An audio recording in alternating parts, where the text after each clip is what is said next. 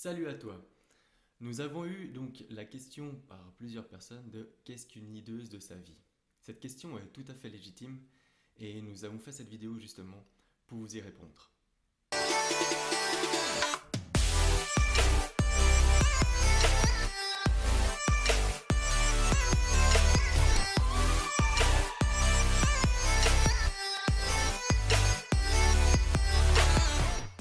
Sans tomber dans les stéréotypes, une femme leaduse sait souvent faire preuve d'un savoir-être plus développé, sans pour autant abandonner son assertivité.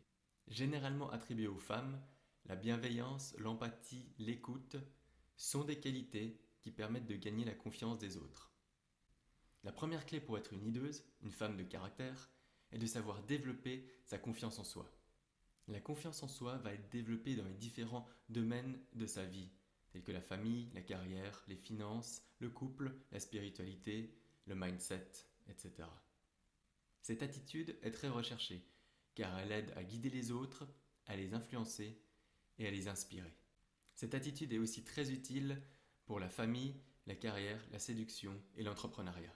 La confiance qu'une femme leader inspire aux autres dépend tout d'abord de la confiance qu'elle a pour elle-même. La façon dont elle sera perçue dans sa vie ne dépend pas du poste qu'elle emploie par exemple, mais de l'attitude qu'elle aura au quotidien dans sa vie. Nous arrivons donc à la deuxième clé qui est l'attitude. Ainsi, le leadership au féminin commence d'abord par un travail sur soi. S'affirmer en tant que leaduse tout en conservant son authenticité, définir son style de leadership, développer son assertivité, c'est-à-dire l'affirmation de soi, gagner en influence. Au-delà des prédispositions naturelles de chacun, il est important de savoir que chaque personne peut évoluer et s'améliorer. Ceci nous amène à la troisième clé, qui est la remise en question et l'envie d'évoluer. Des formations permettent d'accroître son leadership. Spécifiquement dédiées aux femmes, elles permettent d'apprendre à mieux gérer ses blocages personnels, à bien définir sa place dans la société et de trouver un bon équilibre entre vie professionnelle et vie personnelle, et à créer des habitudes à succès. Bref, à adopter une véritable attitude de leaduse tout en assumant d'être une femme. Notre communauté a été créée dans le but de t'accompagner dans ta vie et dans l'attitude à adopter afin de devenir une leaduse de ta vie. En nous suivant, tu vas découvrir par exemple qu'est-ce que les neurones miroirs, l'importance de ton entourage. On est le résultat des 5 personnes qu'on côtoie le plus. Améliorer la confiance en toi.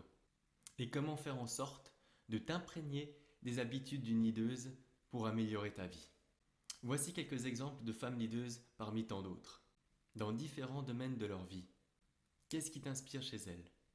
De quelle attitude pourrais-tu t'imprégner afin d'améliorer la meilleure version de toi-même?